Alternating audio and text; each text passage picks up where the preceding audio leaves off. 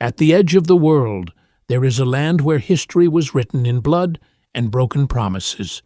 For centuries, it was a silent, safe place, until two worlds collided and a single piece of paper almost destroyed everything. This is Aotearoa, the land of the long white cloud. To the rest of the world, it is known as New Zealand. But before it was a modern nation, it was a world of isolation. But what happens when isolation ends and the most powerful empire on earth arrives at your doorstep? To know this land, you must look past the green mountains and see the scars of a nation that nearly broke. Long before the first European sails appeared on the horizon, the great voyagers of the Pacific arrived. These were the forefathers of the Maori.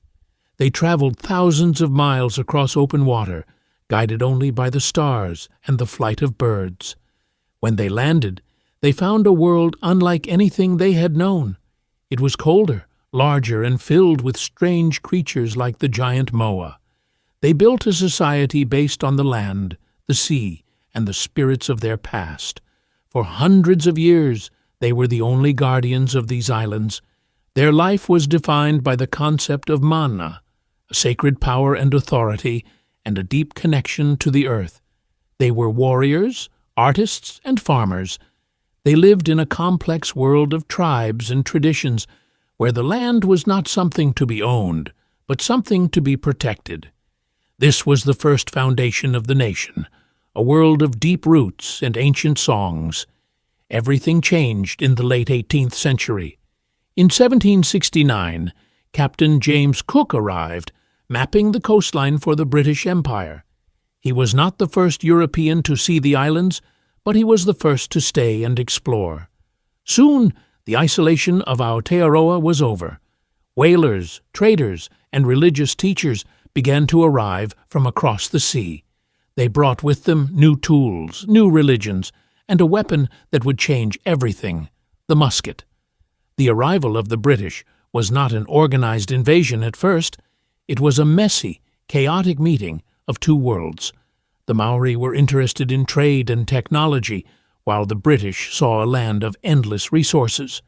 However, the introduction of guns led to devastating tribal wars that shifted the balance of power across the islands. As more settlers arrived, the tension began to grow. The lawlessness of the new settlements and the threat of other European powers forced a hard decision. They sought an agreement for peace, but they unknowingly created a trap that would trigger decades of war. On a summer day in February 1840, hundreds of Maori chiefs gathered at a place called Waitangi. Under a large tent, they met with representatives of the British Queen. They were presented with a document, the Treaty of Waitangi. This was the moment the nation of New Zealand was officially born. The British promised protection and the rights of British subjects. The Maori, in return, would allow the Queen to govern. It seemed like a path toward a peaceful future.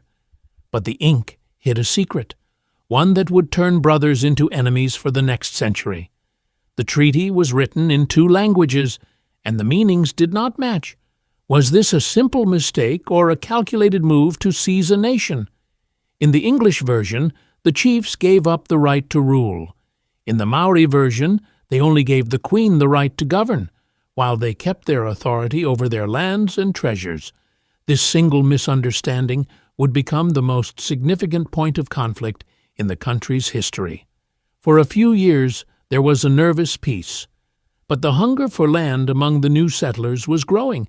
Tens of thousands of people were arriving from Britain, and they wanted farms, gold, and a new life. They saw the vast forests and plains as empty spaces waiting to be used. To the Maori, this land was their lifeblood, their history, and their future. The British government began to pressure the tribes to sell. When some refused, the tension turned into violence. The promise of Waitangi began to crumble. In the north, a chief named Hone Heke cut down the British flagstaff 4 times as a sign of protest. He did not hate the British, but he realized that the authority promised to his people was being taken away. The fragility of the young nation was now exposed. It was no longer a partnership, it was a struggle for survival. The clouds were gathering for a storm that would change the landscape forever. By the 1860s, the country was at war with itself. This period, known as the New Zealand Wars, was the darkest chapter in the nation's tale. The British Empire struck. They marched into the heart of the land with one goal: total control. They moved against Maori tribes in the Waikato and Taranaki regions. It was a conflict of trenches, forest ambushes, and desperate defenses. The Maori were outnumbered and outgunned, but they fought with incredible skill and courage. They built sophisticated forts called pa, which could withstand heavy guns. At the Battle of Gat Pa, the British suffered a humiliating defeat against a much smaller force. The world would soon learn that courage alone cannot stop the hunger of an empire. The law followed the guns. Millions of acres were stolen, even from those who had stayed silent. This was the near collapse of the Maori world.